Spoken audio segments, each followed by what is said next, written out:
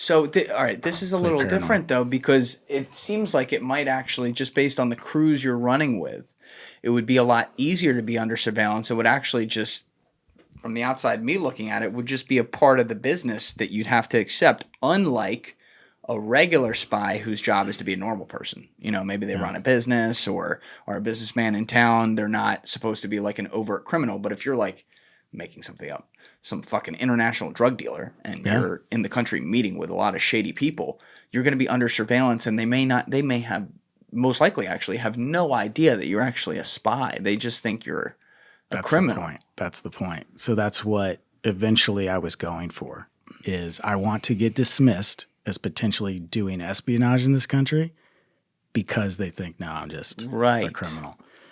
And it actually, the way I accidentally ended up getting into a criminal organization was because of this scenario. So I was traveling overseas, and we had information that this foreign service was looking into me. And what they did was they had a woman call a private investigator back here and say that she was with me and wanted to know if I was stepping out on her. And so they essentially gained surveillance on me in this way. And so our idea to defeat this was to just reinforce the cover that I was, the scumbag that I said I was. So we got a list of all of these known organized crime bars, essentially, and I would start hanging out at them. So what would happen is this person that I know is following me around, this PI, goes back and says, look, he's not cheating on you, but I think you should know, like, he's a dirtbag. Like, this guy's a criminal. And that just reinforced what God, this is so weird. You're trying to do the bad things, unlike other people who are trying to not be seen doing the bad things. I wanted to be seen doing the bad things. So you just like walk into like a mob bar, be like, "What's up, Frankie?" Pretty much. That's wild. Yeah, sometimes you don't know, right? Like, they're not all wearing name tags and stuff in there. And so this is how I accidentally got involved in something that wasn't the plan. So one of the bars I was hanging out at, I would hang until close, talk to the bartender, just trying to make myself known. And her boyfriend would come in and help her close up at the end of the night. And I struck up a friendship with this guy. He was super, super nice, person. And I'm making my contact reports at this time saying like, yeah, I talked to this person, blah, blah, blah. And eventually it came back to me through my boss at the time. Hey, do you know that this guy is like a serious figure in an international organized crime group? The boyfriend? Like, yeah. Who's closing up the bar? Yeah. I didn't know who he was, but he was huge.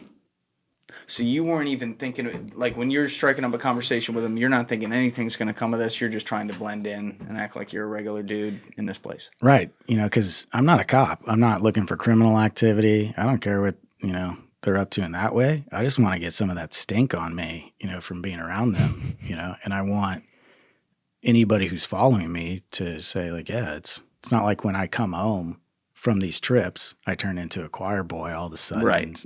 That's not consistent. Right. All right. So we're going to come back to how you get into scenarios like this. But now that I think we've gone through, thanks for going through like so much of the 9 months there. I have like a pretty good picture of what you did. It's pretty wild how much you fit into that. But when you come out of this and now he's like, congratulations, you're in, you fuck. Yeah. Exactly. What's day one like? How does he now suddenly say, all right, you're in the organization. Here's what we're going to go do.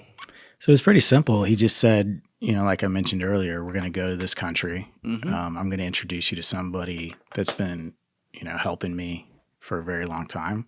And so he's taking the training wheels off easy with, essentially an asset that's pretty broken in, who was just a trip of a person to meet. Like, I don't know if he was messing with me, right? The guy he introduced me to.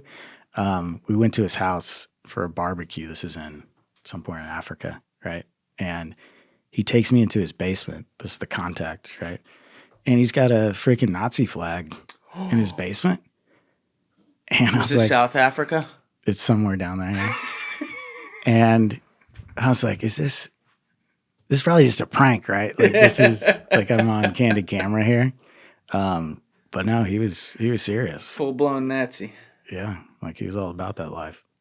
Did he like give you the speech, like trying to recruit you into Nazism? No, he just acted like it didn't exist, like it was just some random painting on the wall. Oh my God. Yeah. What was the nature of this guy's background? So he was an intelligence officer from another country who had essentially fled from that life and was now working with some pretty nasty countries. Wow. And he was moving black market stuff based on his former connections he had, and we were buying it off of him. Was any of that illegal ivory trade type things? No. This would have been like tech stuff. Okay. Wow, what a military gear from other countries. What a trial by fire right there. Dumping you right into it. Yeah. Okay. It's the same trip I got the patchouli sprayed in my face. Right. Yeah. Right. So that's the first one. But what you're known for, I guess, the things that you became most synonymous with during your years were twofold. One, getting deep in with the cartels, and two, getting deep in with an unnamed, very high-level biker gang. Is that right? Right. The friend I said I made at the bar, it was a international motorcycle club that. That was it. Yeah, he was in one of the big 4 motorcycle clubs. Got it. Okay. So you get dumped into Africa on this first one. How do you end up in the crosshairs of the cartels? So I end up meeting them through connections in the motorcycle club world. Oh, so it was motorcycle first? Yeah. Okay, so how did we get to guy at the bar? Like how long after you being an active agent at this point, or spy, were you in that bar? A year later. Okay, so in that, this is what I'm trying to get at, because I just like to paint the picture in my head for my purposes here. Hopefully helps people out there too. In that 1 year, obviously you mentioned the first mission here, some of the shit that goes wrong, guys in the bathroom, all that. What are you doing to establish yourself? Like, you ever seen the movie Donnie Brasco? Yeah. All right. right. I'm very familiar with the story. So he had to establish himself as, Donnie Diamonds or whatever. He was dealing diamonds. So for months and months and months, I think like a year or two, he was a diamond dealer around the world on a legit basis, or around the country on a legit basis in that way, and ends up getting in the crosshairs of the Bonanos. Mm-hmm. Are you just putting your services out there as a money launderer to anyone and everyone for that year to like set yourself up in that space? So at the time I have a primary, corporate cover that I'm using, right? So I'm still a businessman that's traveling. I'm just a businessman that's doing, dirty stuff on the side, right? So there's a lot of layers you got to keep. Is this a public company? It used to be, yeah. Okay. Yeah. So, these are real companies that get used for this sometimes. Okay. But, so I'm doing that, and that's within the tech world. So I'm a businessman who works in the tech world. And then I'm doing this buy stuff and the money stuff on the side. Would you be given people to target to get jobs like that? Or did you have to kind of identify people where you're doing that on the side? I can't say. You can't say that? Yeah. Okay. How those corporate things are set up is very sensitive.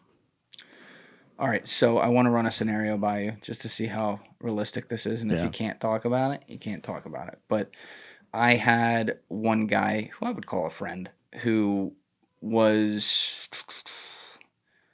he did things around the government and is like a really connected dude. Okay. And so he gets a phone call. I don't know, this is a few years ago now at least. He gets a phone call from someone at a major league public company in the United States. Multinational company, because they all are, but it's based out of the United States. And I say this because you had mentioned earlier, like, for example, the CIA is not supposed to spy on people within the United States and things like that. Right. It's supposed to do things internationally. However, we all know that definitely still happens. But he gets this call and they say, hey, someone pretty high up at our company just walked into the office of the CEO like it was another Tuesday and revealed that they are a CIA spy they have been, and they were told that they were now supposed to go tell the CEO this. And they were here for X, Y, and Z reasons, and then A, B, and C reasons that they can't talk about. And, the government had asked them to be on the up and up about that now because there were things that we needed to figure out to be able to advance whatever mission, whatever all this stuff was. Essentially, the CEO is looking at this dude like he has 10 heads, like, what the fuck is going on? Yeah. So they call one of the CEO's top people, knows my guy, and they call him and they go, have you ever heard of this? And he's like, yes. And they're like, okay. So he sets up a meeting with the CEO and him and the person who walked in the office. And I don't know if other people came as well, but I know those three were there. And essentially they iron this all out and they get it figured out so that, whatever they got to do, they do that over here, but we don't know anything about it. Cool, whatever. Yeah. Is that a scenario you've seen before? Not specifically, but I will say that there's a lot of legal stuff that goes into this. It's not as cowboy as people think. And if an employee was going to be used in the United States, it would be disclosed to the entity that employee was participating in a government thing, whether it's the Bureau or somebody else going and explaining it. But it's not like they're just hiding us in these companies and nobody knows in a nefarious way. But thank you for watching the video, guys. If you haven't already subscribed, please smash that subscribe button and check out this clip's full podcast episode by clicking here or in the description below.